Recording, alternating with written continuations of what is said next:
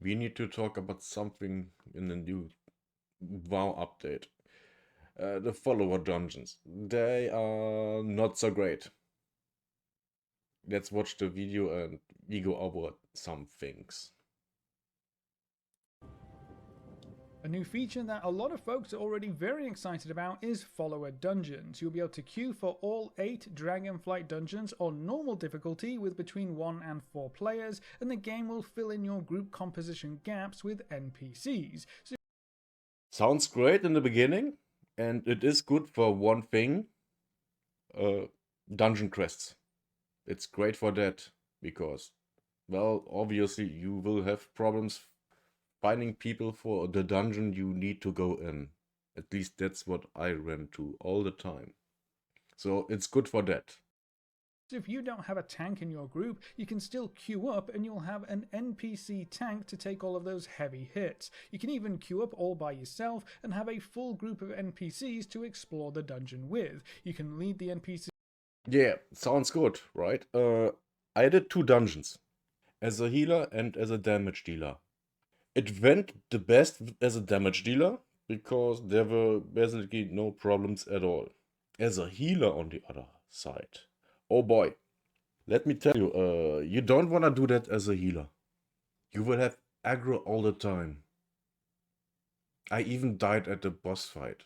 It's not a great experience.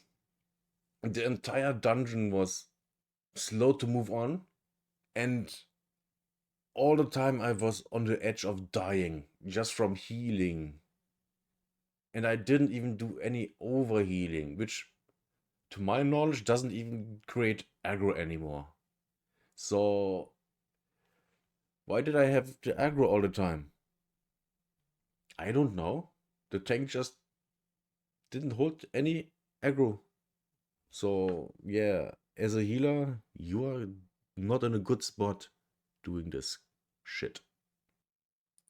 yourself or set the NPCs to lead the way just in case you don't know where you're going. Follower dungeons are going to be a great way to learn how group content works. If you have never run any dungeons before, that first step can be intimidating, but follower dungeons will let you dip your toe into that area of the game and get used to mechanics, bosses, dungeon layouts, and earn yourself some dungeon loot. They're also Dungeon loot.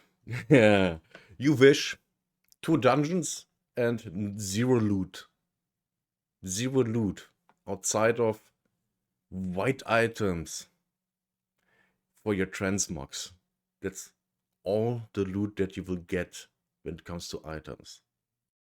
going to be great for experimenting with new roles, classes, or specs. You can learn to tank or try your hand at healing without any time or performance pressures. I'm definitely Again, don't do that as a healer. Never do that as a healer. You will have an awful experience. going to take advantage of that to try and get back into healing and test out any class changes in the future.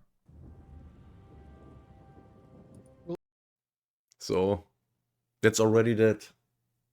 It's not a great experience. You will get no items. I can see doing it to get resources for your tailoring. I mean, that worked fine for my priest. That was the only good thing that came out of this experiment. A lot of stuff for tailoring. So you get items that way. But that's the only way you get useful items out of this. Also, leveling in those dungeons is you just don't. The XP is not worth it. Just do normal dungeons with people and you are good. It gives you more XP. It's faster, way faster, because the NPCs almost do no damage. And the tanks are not great. They really are. Let's say it this way, as a healer, if you have a tank like that in your group, you thinking of leaving. It's really that bad. Like,